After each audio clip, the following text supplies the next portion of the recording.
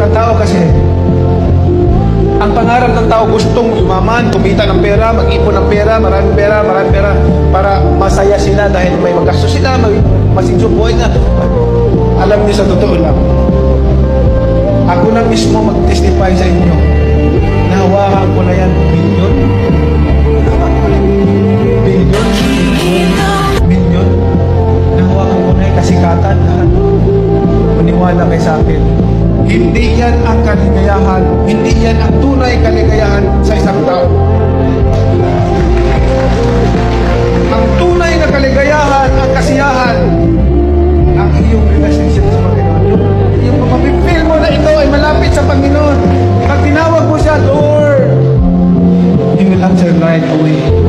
Ang sarap madama na ang Panginoon nandiyan palagi, nagagabay sa atin.